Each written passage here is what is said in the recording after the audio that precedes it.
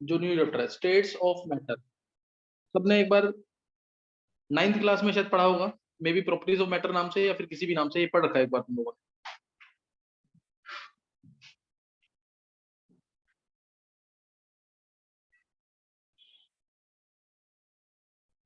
वैभव,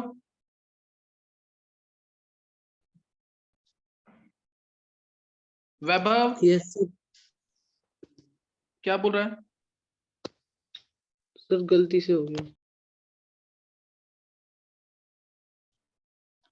चलो नोट करना, states of matter में स्टार्टिंग जो करेंगे, पहले 3 स्टेट्स हैं, बेसिकली 3 स्टेट्स हैं मैटर के, सॉलिड, लिक्विड और गैस। डिफरेंस मैं ऑरली बताऊंगा, जो नोट कर सकता नोट कर लेना, क्योंकि ये तो छोटी चीजें हैं, ऐसा नहीं कि पूछा नहीं जाएगा, पूछा जा सकता है, लेकिन तुम्हें ये पहले से आता है। सॉलिड, लिक्विड और gas, these are the 3 states of matter. Basically 3 states हैं मैटर के, ये 3।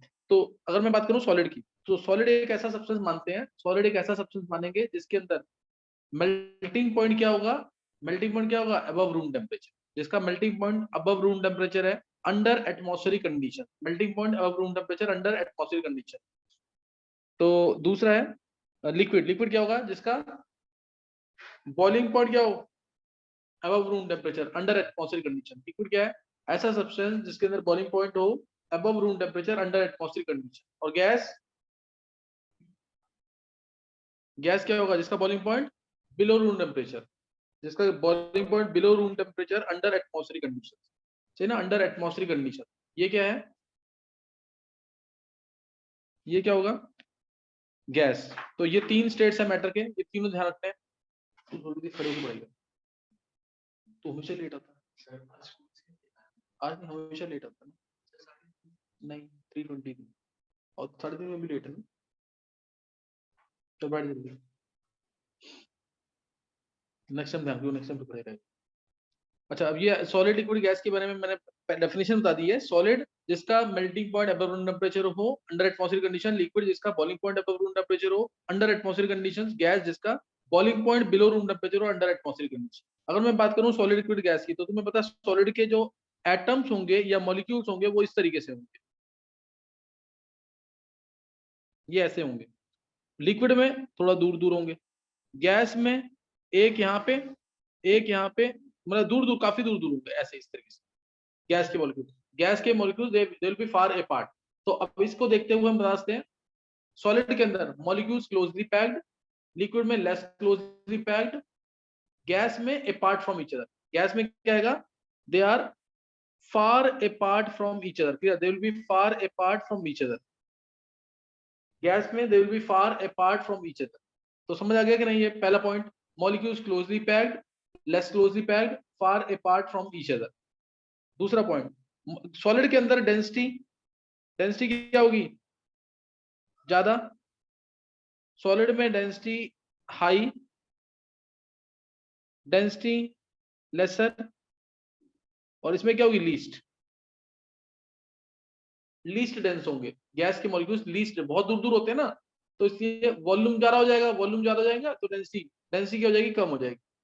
फिर तीसरा, force of attraction, third point है ना ये, थर्ड या फोर्थ, फोर्स ऑफ अट्रैक्शन इसके अंदर क्या होगी, very high, force of attraction very high, इसमें लिक्विड में less, force of attraction least, force of attraction क्या होगी, लीस्ट टू। फिर नेक्स्ट पॉइंट, सॉलिड का डेफिनेट शेप डेफिनेट वॉल्यूम होगा, सॉलिड का क्या होगा, डेफिनेट शेप और डेफिनेट वॉल्यूम।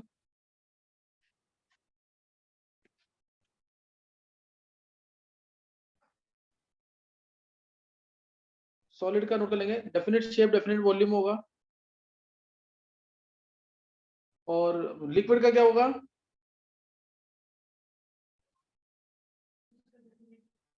डेफिनेट वॉल्यूम होगा बट नो डेफिनेट शेप। क्यों, जिस कंटेनर में डाल देंगे वो शेप ले लेगा, जिस कंटेनर में डाल देंगे वो शेप ले लेगा,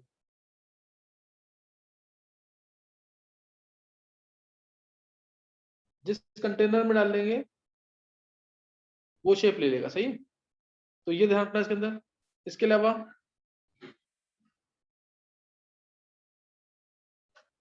और गैस में, गैस के मॉलिक्यूल्स तो बहुत दूर दूर होंगे, गैस के मॉलिक्यूल्स बहुत दूर दूर होंगे, तो इसलिए neither definite shape nor definite volume, है ना। मॉलिक्यूल्स की फोर्स ऑफ अट्रैक्शन में डिपेंड करता है, मॉलिक्यूल्स के फोर्स ऑफ अट्रैक्शन में डिपेंड करेगा।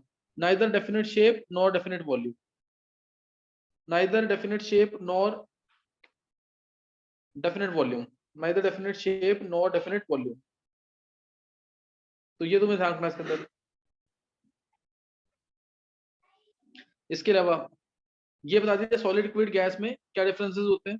इसके अलावा मोस्ट इंपॉर्टेंट, एनर्जी सबसे ज्यादा किसकी होगी, गैस की, लिक्विड की, कि सॉलिड की। सबसे कम energy solid, solid they are least energetic, जहां पड़े वहीं पड़े रहेंगे। स्टेबल है ना, स्टेबल तो एनर्जी क्या होगी, मिनिमम। लिक्विड के अंदर हाँ थोड़ी ज्यादा एनर्जी। लिक्विड के मॉलिक्यूल्स प्रेशर डाल सकते हैं फिर भी, लेकिन उतना नहीं डालता जितना गैस के मॉलिक्यूल्स डालेंगे। गैस के मॉलिक्यूल्स क्या करेंगे, बहुत ज्यादा एनर्जेटिक होंगे, हाईली एनर्जेटिक। गैस के मॉलिक्यूल्स होंगे हाईली एनर्जेटिक। क्लियर है कि नहीं है, गैस के मॉलिक्यूल्स होंगे हाईली एनर्जेटिक, गैस के मॉलिक्यूल्स हाईली एनर्जेटिक। फिर बात करें अगर मोशन की, तो गैस के मॉलिक्यूल्स, सॉलिड के मॉलिक्यूल्स में मोशन वाइब्रेटरी कह लो, वाइब्रेटरी मोशन होता है लेकिन कम होगा, वाइब्रेटरी मोशन होगा लेकिन कम। लिक्विड के मॉलिक्यूल्स में तीनों मोशन होंगे, ट्रांसलेटरी भी होगा, रोटेटरी भी होगा, वाइब्रेटरी भी होगा। तीनों कम होंगे in comparison to gas, gas में तीनों मोशन होंगे और ज्यादा। ट्रांसलेटरी, रोटेटरी और वाइब्रेटरी, ये तीनों मोशंस के बारे में मैं थर्मोडायनामिक्स में बता चुका हूं कि नहीं, तो इसलिए मैं बस नाम बता दिए हैं, तुम्हें पता होना चाहिए बस। ये तीनों मोशंस के बारे में मैं ऑलरेडी बता चुका हूं। और इसके अलावा कोई पॉइंट जो दिमाग में आ रहा हो तुम्हारे, मैंने मैक्सिमम पॉइंट बता दिए हैं, 9th क्लास में तुम लोगों ने पढ़ा भी हुआ है। सॉलिड, लिक्विड, गैस में तीनों स्टेट्स ऑफ मैटर में क्या डिफरेंस होता है, ये यहाँ पे बता दिया मैंने, इतना तुम्हें आना चाहिए। नेक्स्ट है, इसके अलावा दो स्टेट्स और है, इसके अलावा दो स्टेट्स और हैं, दो स्टेट्स और हैं। एक है प्लाज्मा स्टेट, प्लाज्मा स्टेट या सुपर हीटेड स्टेट भी कहते हैं, जो हाइपोथेटिकल है, हमें ज्यादा इनके बारे में नहीं पता है, उस डिटेल में नहीं जाना। प्लाज्मा स्टेट और super heated state which exist only in sun and stars, which exist only in sun and stars. Plasma state और super heated state which exist only in sun and stars. फिर sir second next वाली एक क्या है? State और है, दोबारा बोलो वैभव। सर सेकंड स्टेट क्या बताइए, एक बार बोल दो एक बार। सेकंड स्टेट तो मैंने सॉलिड लिक्विड पहले भी, सॉलिड लिक्विड गैस, ये फोर्थ स्टेट है एक तरह से, ये प्लाज्मा स्टेट है। नेक्स्ट है सुपर हीटेड स्टेट कहते हैं, एक होती है super cooled state. Super cooled state जिसके अंदर अगर सुपर कूल्ड है तो क्या एटम एग्जिस्ट कर सकता है कि बहुत सारे एटम्स कंबाइन कर जाएंगे।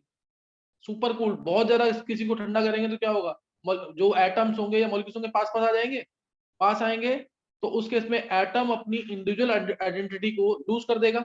Super cooled state in which atom loses it's individual identity, in which atom loses its individual identity and combine to form a super atom, and combine to form a super atom, और combine कर जाएगा to form super atom. तो पांचों states के बारे में कुछ पता लग गया कि नहीं। मेन तुम्हें तीन ही करनी है, ये तो मैंने नाम के लिए बता दिया कि दो स्टेट्स और हो सकती है, सुपर हीटेड स्टेट और सुपर कूल्ड स्टेट। याद करते रहना साथ साथ, जो भी बच्चे यहाँ बैठे हैं याद करके जाना है। और तुम लोग भी जो बाकी बच्चे हैं ना, लेक्चर खत्म होगा हाफ एन आवर लेक्चर को दे देना ताकि याद हो जाए, नेक्स्ट टाइम तभी समझ आएगा। शुरू से लेकर के लास्ट तक सर स्टार्टिंग से लेक्चर पढ़ा करो ताकि चैप्टर ढंग से समझ आए। सर प्लाज्मा तो सुपर ये हीटेड हो है, गया सुपर यहाँ कूल्ड पे, है। प्लाज्मा स्टेट है सुपर हीटेड, लास्ट है सुपर कूल। नेक्स्ट नोट करेंगे हम, एक टर्म और आती है triple point.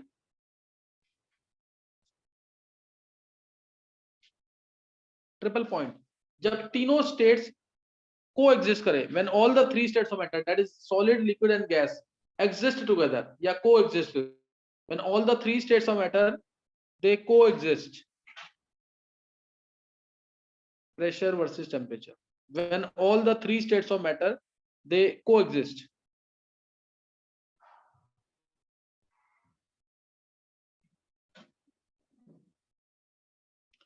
when all the three states of matter they coexist, that state, that point is called as triple point, उससे बोलते हैं ट्रिपल पॉइंट। ये है एटमॉस्फेरिक प्रेशर, जो मैंने डॉटेड लाइन बनाई है, एटमॉस्फेरिक प्रेशर। ट्रिपल पॉइंट क्या है, at the point at which, at temperature at which all the three states of matter coexist. पानी के लिए, वाटर के लिए ये वैल्यू है 4.58 mm प्रेशर, 273.1 केल्विन टेम्परेचर। ये वाटर के लिए याद रख लेना। Triple point of water, triple point of water, इसको हम कहते हैं फेज डायग्राम भी कहते हैं, जो मैंने बनाया ना ये, this is also known as phase diagram. तो समझ आ जाएगा जब मैं इसमें से क्वेश्चन पुट अप करूंगा। प्रेशर वर्सेस टेम्परेचर का ग्राफ है, प्रेशर वर्सेस टेम्परेचर का ग्राफ है। तुम्हें बताना है इसके अंदर कि ये मान लो ए पॉइंट है, ये बी पॉइंट है, ये है सी पॉइंट।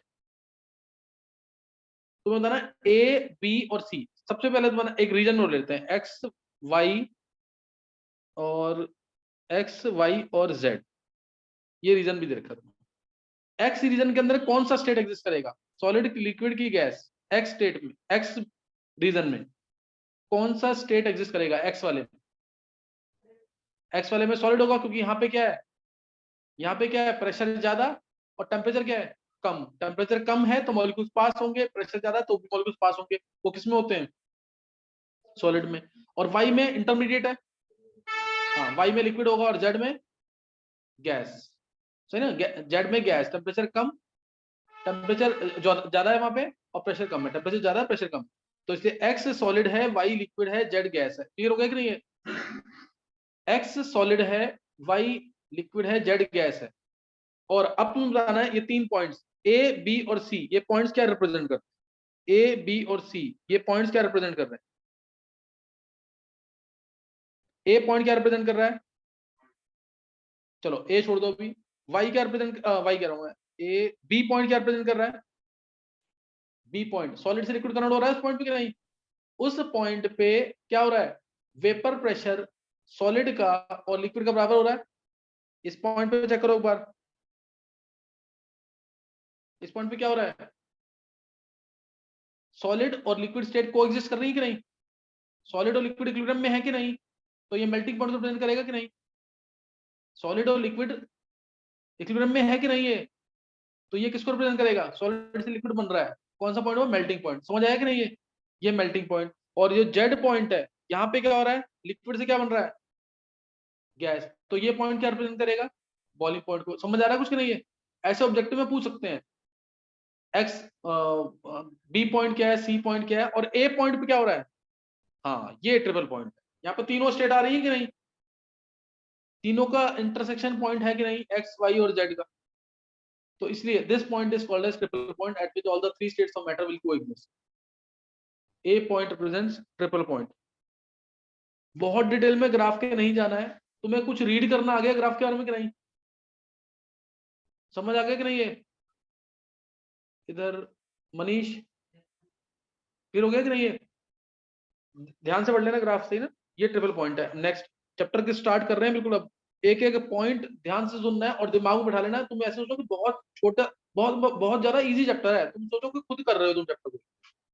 जो मैं बताऊंगा ना तुम खुद करके देखना, इसको एनालाइज करोगे ना तो चैप्टर बहुत इजी लगेगा। जैसे अगर मैं पहले तुमसे बोलूं मास ऑफ गैस को कैसे मेजर, किसी भी गैस का मास, कोई भी चीज है तुम्हें उसका मास मेजर करना है तो कैसे मेजर करोगे। जैसे नॉर्मली किसी चीज को करना होता है तो तुम्हारे पास डिजिटल बैलेंस होता है ना, जिसका वेट बहुत कम होता है तो उसके लिए क्या होता है, डिजिटल बैलेंस। और अगर वेट ज्यादा है तो फिर वेइंग बैलेंस देखा ही हुआ सबने, देख रखा है ना, उससे करते हैं। गैस को तो नहीं कर सकते ना ऐसे, गैस को कैसे करेंगे, एक पहले हम लेंगे कंटेनर, खाली कंटेनर, खाली कंटेनर लेंगे, उसका मास मेजर कर लिया। फिर लेंगे कंटेनर विद गैस, कंटेनर के अंदर गैस कर देंगे, बंद करके रख देंगे और उसे फिर वे कर लेंगे। दोनों का जो डिफरेंस होगा वो क्या दे देगा। मान लो एक मैंने लिया 100 ग्राम का कंटेनर लिया, 100 ग्राम का कंटेनर लिया, खाली कंटेनर, वैक्यूम था उसके अंदर, कोई गैस नहीं थी, एयर वगैरह भी नहीं। फिर अंदर हीलियम गैस डाल दी, हीलियम गैस डाल दी, अब उसका वेट प्रेशराइज करके हीलियम गैस डाल दी, अब उसका वेट 102 ग्राम हो गया। तो गैस का वेट कितना हुआ, समझ आया। ये बिल्कुल सिंपल सी चीज है ना। तो इधर रखना, मास ऑफ गैस क्या होता है, मास ऑफ गैस क्या होगा, मास of container with gas minus mass of empty container. नहीं समझ आया, बहुत छोटी सी बात है, न्यूमेरिकल्स में आएंगे और आईआईटी एडवांस में आया वो क्वेश्चन ये इस टाइप्स के पता होना चाहिए। Mass of container with gas minus mass of empty container, लिख लिया कि नहीं। Mass of container with gas minus mass of empty container. E dot C लिख दिया है, मास ऑफ एम्प्टी कंटेनर। तो ये तुम्हें पहला पॉइंट समझ आ गया, how to measure mass of gas. Clear, how to measure mass of gas. दूसरा पॉइंट, वॉल्यूम ऑफ कंटेनर कैसे मेजर करोगे?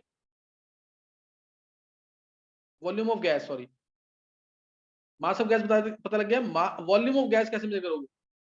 जो भी वॉल्यूम कंटेनर का होगा वही तो होगा वॉल्यूम ऑफ गैस। अब जैसे इस रूम में एयर क्या ऑक्यूपाई कर रही है, पूरा पूरा रूम ऑक्यूपाई कर रही है कि नहीं है? तो whatever is the volume of the container will be the volume of gas. Volume of container is equal to volume of gas only, क्योंकि वो तो सारा स्पेस ऑक्यूपाई कर लेगी कि नहीं। Volume of container is equal to volume of gas. दूसरा समझ आ गया कि नहीं? तीसरा, टेम्परेचर। टेम्परेचर टेम्परेचर तक इजी है। फोर्थ पॉइंट से यानी प्रेशर से मान के रखना कि चैप्टर स्टार्ट हो गया। यही तो करना है मेजर। पीवी सुन रखा है ना तुमने? इसकी डिटेल एक्चुअल में इस चैप्टर के अंदर है, जो मैंने तुम्हें मोल कंसेप्ट में दे रखी है। दे रखी है मोल कंसेप्ट में नहीं? इसकी डिटेल एक्चुअल में इस चैप्टर में। देखो, अगर तुमने चैप्टर नहीं किए हैं, जो नए बच्चे हैं, तो मैंने उनको कुछ रिकॉर्डिंग भेजी थी, उससे अगर कर लिया ना, जो मेरे पास अवेलेबल है, उससे भी कर लोगे तो तुम्हें बहुत बेनिफिट मिलेगा। और सबसे अच्छा जो काम अभी तक किया है ना, द बेस्ट अभी तक जो चल रहा है, वो उसने दीपांशी ने किया है। बहुत प्रॉपर नोट्स हैं, उससे करके ना बहुत फायदा होगा। जैसे ये कर रही स्पीड से, और या 10 में से 7.5 to 8 मार्क्स इसको याद रहता है, इसको इतना याद रहता है। लेकिन अगर ये 10 में से 10 पहुंच गई तो मतलब आईआईटी के काफी क्लोज। अभी 7.5 8 ये वाली चीज ना, लेकिन मेहनत बहुत कर रही है वो मेहनत चाहिए सबके साथ, सही ना? सबके लिए वो, अगर सब मेहनत करेंगे। छवि कर सकती है, छवि नहीं कर रही। छवि पता टाइम निकाल करके कैसे भी करके काम कर लो जरूर। छवि, नए बच्चों में मनीष, छवि, हितेश, मतलब हैं जो मतलब जिनको करना चाहिए, और भी हैं। लेकिन दीपांशी बिल्कुल द बेस्ट, जो काम कर रही है ना द बेस्ट है। अच्छा, अभी मैं बता रहा हूँ तुम्हें टेम्परेचर। टेम्परेचर मेजर करने का क्या तरीका है? टेम्परेचर के लिए ये तुमने 9th क्लास में पढ़ा होगा। टेम्परेचर 3 यूनिट्स में मेजर होता है। कौन कौन सी यूनिट्स है? डिग्री सेल्सियस, डिग्री केल्विन जो ज्यादा यूज होता है, डिग्री सेल्सियस, डिग्री केल्विन और डिग्री फ़ारेनहाइट। फ़ारेनहाइट का क्वेश्चन आ गया तो हर कोई फंस सकता है, हालांकि सबको पता होगा।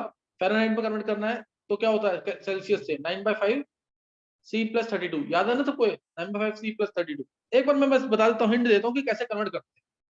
कन्वर्ट कैसे करते हैं? ये 9/5 C + 32, ये तो फॉर्मूला तुम्हें याद रखना है अगर तुम्हें डिग्री फ़ारेनहाइट चाहिए। यही है ना? फ़ारेनहाइट अगर चाहिए सेल्सियस से तो कैसे कन्वर्ट करेंगे? Degree Fahrenheit, T degree F अगर चाहिए तुम्हें तो ये फॉर्मूला है डायरेक्ट। ये आया कैसे? वो टी जिस तुम्हें यूनिट में निकालना है, वो टी जिस तुम्हें यूनिट में निकालना है, सपोज डिग्री सेल्सियस में निकालना है, तो माइनस माइनस करोगे। मैं एक बार थोड़ा छोटा लिख देता हूँ उसको। T degree Celsius minus melting point upon में boiling point minus melting point is equal to constant होता है, पता है ना? ऐसे निकाला ना फॉर्मूला ये। T degree Celsius minus melting point, T degree Celsius minus melting point upon में boiling point minus melting point is equal to constant होता है। इज इक्वल टू क्या होता है? कांस्टेंट। तो अगर तुम्हें कोई भी कन्वर्ट करना है तो T degree Celsius, melting point कितना होगा? पानी के ले रहे हैं, अगर पानी का ले रहे हैं तो -0 आ जाएगा, आएगा कि नहीं? अपॉन में, अपॉन में क्या आएगा? 100 - 0 boiling point minus melting point, 100 - 0 और इज इक्वल टू केल्विन में क्या होगा? केल्विन में क्या होगा? टी इन केल्विन माइनस क्या करेंगे? 273 अपॉन में 373 माइनस 273, डिफरेंस तो हमेशा सेम रहेगा। इज इक्वल टू, अगर फ़ारेनहाइट पे करना है थोड़ा छोटा लिखूंगा मैं यहाँ पे, टी एफ माइनस क्या आएगा? 32 अपॉन में पानी का बॉइलिंग पॉइंट 212 डिग्री फ़ारेनहाइट होता है, मेल्टिंग पॉइंट 32। क्या रिलेशन तुम निकाल लोगे जो मैंने ऊपर लिखी है? निकल जाएगी कि नहीं? कोई भी रिलेशन निकालनी, सारी निकल जाएंगी इससे। ये किया हुआ ना 9th क्लास में। मान लो मेरे को डिग्री सेल्सियस को केल्विन में कन्वर्ट करना है, तो मैं क्या करूंगा? टी माइनस 0 तो है ही, ये जो क्या आ जाएगा? 100/100 373 माइनस 273 टी केल्विन माइनस, आ गई रिलेशन कि नहीं? यही तो है रिलेशन। 100 से 100 कैंसिल, टी डिग्री सेल्सियस तो टी केल्विन क्या होगा, टी डिग्री सेल्सियस प्लस 273, यही करते हो कि नहीं? अगर मैंने बोला 27 डिग्री सेल्सियस, कितना केल्विन हो गया वो?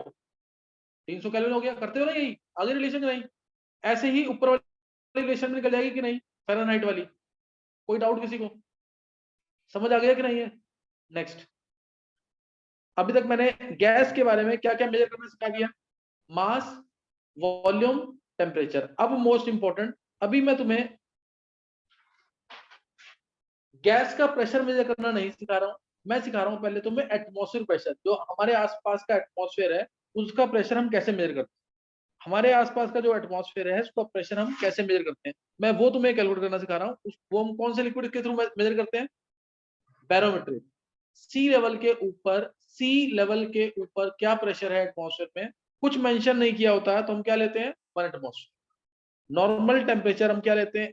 नॉर्मल टेम्परेचर प्रेशर कंडीशन में 1 एटमॉस्फेयर लेते हैं, और स्टैंडर्ड टेम्परेचर प्रेशर कंडीशन में क्या लेते हैं? 1 बार। हालांकि दोनों में डिफरेंस नहीं है, न्यूमेरिकल्स में कई बार हम सेम मान लेते हैं। 1 एटमॉस्फेयर क्या होता है? 1.013 बार। पूरा करना है तो 1 atmosphere is equal to 1.013 is equal 25 bar. पूरा मैं लिख देता हूँ यहाँ पे, ये कन्वर्जन तो तुम्हें मैंने पहले भी बताई हुई है, दोबारा नोट कर लेंगे। 1 atmosphere is equal to 1.01325 into 10⁶ dynes per centimetre square, CGS, is equal to 1.01325 into 10⁵ pascal. ध्यान रखना पास्कल, और ये एसआई यूनिट है प्रेशर की। पास्कल क्या है? SI unit. और क्या लिखेंगे? न्यूटन पर मीटर स्क्वायर। एक ही बात है ये, पास्कल और न्यूटन पर मीटर स्क्वायर, ये एक ही बात है। क्लियर हो गया कि नहीं है? इसके अलावा और क्या है यूनिट्स? 1.013 पूरा रखना था, 1.01325 बार इज इक्वल टू, और क्या आता है इसमें unit? 760 millimetre is equal to 760 torr is equal to 76 centimetre. और कोई यूनिट? टॉर टॉरिसेली के नाम पर था, एमएम ऑफ एच जी है ये, मरकरी की हाइट के टर्म्स में है सब। 76 सेंटीमीटर ऑफ मरकरी है, 76 centimetre of mercury, 760 millimetre of H G लिखना जरूर। मरकरी की हाइट के टर्म्स में प्रेशर बता रहा हूं मैं ये, मरकरी की हाइट के टर्म्स में प्रेशर। और इसके अलावा एक और अगर याद रखते याद कर लेना, 14.7 क्या यूनिट होती है इसकी?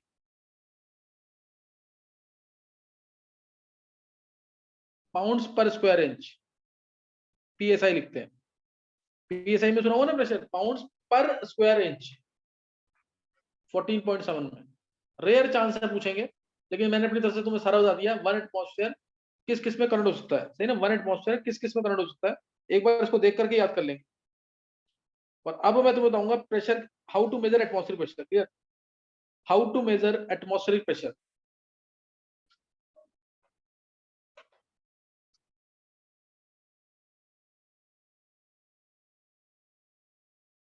किसी भी एरिया का, मान लो तुम्हें यही का प्रेशर मेजर करना है, एटमॉस्फेरिक प्रेशर, तो उसके लिए वेसल लेते हैं।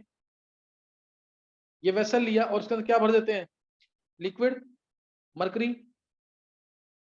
मरकरी भर दिया इसके अंदर। ग्रे कलर या ब्लैक कलर का होता है? ग्रे या ब्लैक कलर?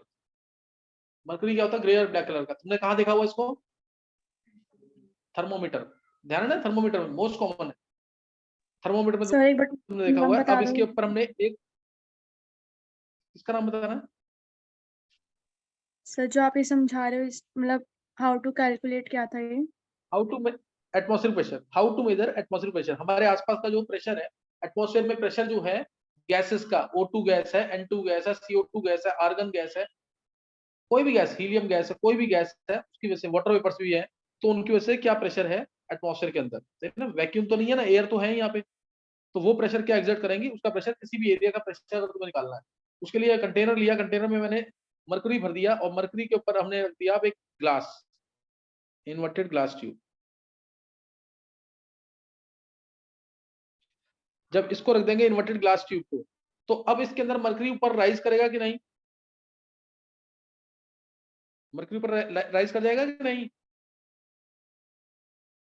अरे बाहर की जो गैसेज हैं वही प्रेशर डाल रही है ना, CO2 gas, N2 gas, O2 gas, ये सब प्रेशर डालेंगे इसको, मरकरी के ऊपर प्रेशर डालेंगे, तो यहाँ पे मरकरी ऊपर राइज कर जाएगा ट्यूब में कि नहीं? Yes sir. तो ये राइज कर जाएगा। और ये राइज करेगा, तो यहाँ पे जो हाइट आएगी इसकी मरकरी,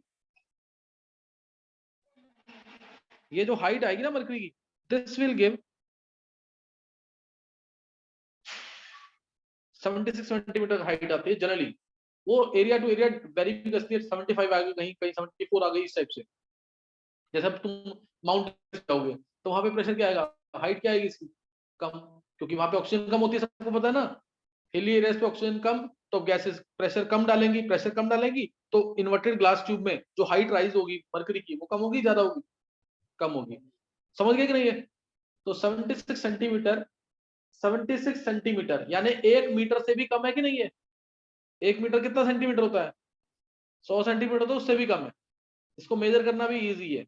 ये हाइट जो राइज होगी, this will give pressure in that area, pressure in that area. बातें क्लियर हो रही कि नहीं मेरी जो मैं बता रहा हूं तुम्हें? एक एक चीज क्लियर कर लेना, डाउट मत रहने देना, नहीं तो अच्छे क्वेश्चन आएंगे तो होंगे नहीं अगर कंसेप्ट क्लियर नहीं है, अगर बेसिस क्लियर नहीं है तो प्रेशर जो आएगा, अब इन टर्म्स ऑफ हाइट कैसे निकालते हैं, मैं उसका छोटी सी डेरिवेशन मैं तुम्हें बता रहा हूँ। Pressure in terms of height, pressure in terms of height, P is to होता है force upon force per unit area. सुना हुआ कि नहीं? प्रेशर क्या होता है? Force per unit area, force per unit area. तो अब फोर्स को हम क्या लिख सकते हैं? mg by area. मास को क्या लिख सकते हैं? Volume into density into acceleration due to gravity by area. Volume को क्या लिख सकते हैं? Area into height rho g divide by area. Area से एरिया कैंसिल। समझ आया कि नहीं? Pressure is to h rho g. Derivation समझ आ गई इसकी कि नहीं? देखो एक बार एक एक लाइन पढ़ो, उसमें समझ आ जाएगा। एक एक लाइन पढ़ो, समझ आ जाएगा। छोटी सी डेरिवेशन है, कुछ भी नहीं है, बस मैंने वैल्यूज पुट की हैं, देखते ही समझ आना चाहिए। तो प्रेशर है फोर्स अपॉन एरिया, फोर्स को लिख दिया mass into acceleration due to gravity, mass को लिख दिया वॉल्यूम इनटू डेंसिटी।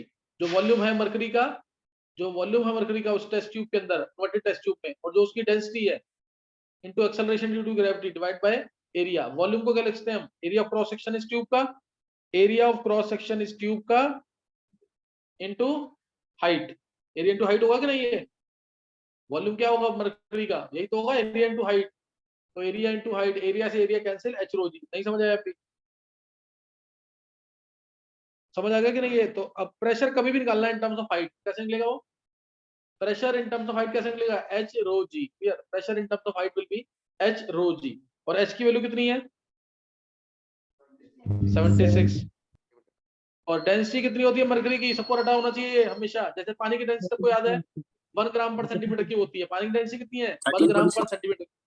तो मरकरी की डेंसिटी भी याद होनी चाहिए, 13.6। मरकरी विस्कस लिक्विड है, हाईली विस्कस लिक्विड है। 13.6 ग्राम पर सेंटीमीटर क्यूब। ये इसकी डेंसिटी ज्यादा है कम है? ज्यादा ना डेंसिटी, ज्यादा डेंसिटी है। सबसे डेंस जो मेटल है ना, सोचो सबसे डेंस मेटल, उसकी डेंसिटी कितनी है? इरिडियम जो है, ऑस्मियम है, इरिडियम है। ऑस्मियम की डेंसिटी 22.59 ग्राम पर सेंटीमीटर क्यूब। ज्यादा है कि कम? ऑस्मियम, ओएस, रुथीनियम, ऑस्मियम, इन सब की डेंसिटी ना ज्यादा होती है। इरिडियम तो डेंसिटी ज्यादा है। और पानी की डेंसिटी कितनी है? 1 ग्राम पर सेंटीमीटर क्यूब। पानी की कितनी डेंसिटी है? 1 ग्राम पर सेंटीमीटर क्यूब। तो बहुत ज्यादा है ना डेंसिटी इसकी। अगर डेंसिटी ज्यादा होगी तो उसका एक्सेलरेशन ड्यू टू ग्रेविटी 980। तो ये सॉल्व करोगे, it will come out to be, एक बार चेक कर लेना, 1.01325 into 10⁶ डायंस per centimetre square, dynes per centimetre square, which is equal to dynes per centimetre, पूरा dynes per centimetre square, and this is equal to 1 atmosphere. याद रहेगा, अभी लिखा ना मैंने पीछे, is equal to 1 atmosphere is equal to 760 mm of Hg is equal to 1.013 bar is equal to 1.01325 into 5 pascal. समझ गए कि नहीं है? सारी वही चीज है, ये 1 एटमॉस्फेयर होता है। मैंने बोला ना 76 सेंटीमीटर अगर मरकरी की हाइट है, 76 सेंटीमीटर अगर मरकरी की हाइट है, तो दिमाग में रखना कि ये 1 एटमॉस्फेयर के इक्वल, ये 1 एटमॉस्फेयर के इक्वल। समझ आ गया कि नहीं? है प्रेशर मेजर करना आ गया हाइट के टर्म्स में कि नहीं? यस जो सिर्फ स्कूल के लिए काम कर रहा है ना, जिसको लगता है मेरे को स्कूल लेवल का ही पढ़ दूं तो बहुत है, तो फिर तुम अपना ये चैप्टर छोड़कर, जो छोड़ेगा लेकिन मेरे को बता देना जरूर, ताकि मैं उसको और काम दे सकूं। वो अपना कोई और चैप्टर पढ़ ले, क्योंकि ये स्कूल में नहीं पूछेंगे। स्कूल में किसके साथ पढ़ रखा चैप्टर वाला? जैसे अर्जुन ने, और किसके बाद अंकुश ने भी कर रखा। हाँ सिलेबस हट गया, लेकिन एंट्रेंस के सिलेबस में है ये, उससे नहीं हटा ये। और किसने कर रखा है? सभी ने कर रखा होगा। सर मैंने भी कर रखा है। चलो वो नहीं है, अच्छा कुछ किया हो। चलो किन किन बच्चों ने कर रखा है? ये शरद ने कर रखा है, रिदम ने कर रखा है, नवीन ने, आरुषि ने, काफी बच्चों ने कर रखा है। चलो, लेकिन स्कूल में वैसे फाइनल पेपर में नहीं आएगा, कोई सिलेबस में नहीं है। इंपॉर्टेंट चैप्टर है, और मैंने तो बताया इसके अंदर से कोई क्वेश्चन आने का चांस अगर है, तो चांस किसका है? Most important, real gas equation, Graham's law, real gas equation और ग्राहम्स लॉ, दो बहुत इंपॉर्टेंट टॉपिक है वैसे चैप्टर में। आजकल जो वेलोसिटी से रिलेटेड है, root mean square velocity, RMS velocity, average velocity, most probable velocity, उससे रिलेटेड क्वेश्चन भी आ रहे हैं। और आगे लास्ट में टॉपिक है mean free path, collision frequency, collision number, उनसे भी क्वेश्चंस आ रहे हैं। तो ज्यादा एक्सपेक्टेड तो जो है वो मैंने तुम्हें बता दिया इसमें। तो अभी इसके अंदर how to calculate pressure in terms of height मैंने तुम्हें बता दिया, ये ना, how to calculate pressure in terms of height. कोई डाउट तो नहीं है किसी को? कोई डाउट तो नहीं है कैसे निकालना है? अब देखो, अच्छा अब एक बात और, मैंने यहाँ पे मरकरी को ही बैरोमेट्रिक लिक्विड क्यों लिया? पहला क्वेश्चन, मरकरी को ही क्यों लिया? मैं यहाँ पे मरकरी लिया, कुछ और भी तो ले सकता था, जैसे मैं ग्लिसरीन ले लेता, मैं कोई ऑयल ले लेता, या फिर वाटर ले लेता, कोई भी और भी ले सकते थे ना। वाटर तो सबसे इजीली अवेलेबल है, उसको भी ले सकते हैं। तो मैंने मरकरी को ही क्यों लिया? Why only glass mercury is chosen as barometric liquid? मैंने उस कंटेनर में मरकरी को ही लिया। 2 पॉइंट है इसके, स्कूल में क्वेश्चन आता है। डेंसिटी, उससे क्या हो गया? मेरे ग्लास का क्वेश्चन रिपीट करना। पर वो वोलेटाइल लिक्विड नहीं है। देखो सर ग्लास अगर पहला पॉइंट है, बोल हेमांग। सर ये ग्लास का स्टिक नहीं करेगा। चलो ये भी सही है। सर उसकी नहीं, अगर ग्लास से स्टिक कर गया तो क्या होगा हेमांग? सर तो मतलब फिर उसमें रीडिंग में प्रॉब्लम आ सकती है ना उसमें। और सर इसकी डेंसिटी ज्यादा, तो इसकी सर हाइट कम में वो काफी वो मतलब हाइट कम में वो सेम एटमॉस्फेरिक प्रेशर मेजर कर सकते हैं। ये पॉइंट ज्यादा सही है। डेंसिटी जो है इसकी, देखो प्रेशर प्रेशर जो ये होता है, अगर डेंसिटी ज्यादा होगी तो हाइट कम आएगी कि ज्यादा आएगी? कम आएगी। अगर डेंसिटी ज्यादा होगी तो हाइट कम आएगी, और हाइट कम है तो उसको हम आसानी से मेजर कर सकते हैं। अभी कितनी हाइट है? 1 मीटर, तुम्हें पता ना कितना होता है? 1 मीटर से भी कम है ये। 1 मीटर क्या होता है? 1 मीटर ज्यादा तो नहीं है ना, हम उसको मेजर कर सकते हैं, उसको हम मेजर कर सकते हैं। लेकिन अगर मैं इसी में पानी यूज कर लेता ना, अगर मैं पानी यूज कर लेता तो क्या हाइट जाएगी? तब हाइट बहुत ज्यादा आएगी। जो हाइट गई है ना 76 सेंटीमीटर, ध्यान देना, जो हाइट 76 सेंटीमीटर गई है मरकरी की टर्म्स में, अगर मैं वाटर ले लूं तो हाइट जाएगी 10 मीटर के आसपास। 10 मीटर कितना हो गया? ये जो सीलिंग देख रहे हो ना, इसका डबल भी कर दोगे तो शायद उससे भी ज्यादा है, शायद उससे भी ज्यादा है। अगर पहले सेकंड फ्लोर पे चले गए तो उसको मेजर करना टफ होगा, इजी होगा? 10 मीटर है, मेजर इजी होगा टफ होगा? इसका मेजरमेंट टफ हो जाएगा ना, इसलिए। तो पहला पॉइंट क्या है? पहला क्या है point? Density of mercury is very high, so height achieved is less. Density of mercury is very high, so height achieved is less, so height achieved is less। और दूसरा पॉइंट, मरकरी एक non volatile liquid है,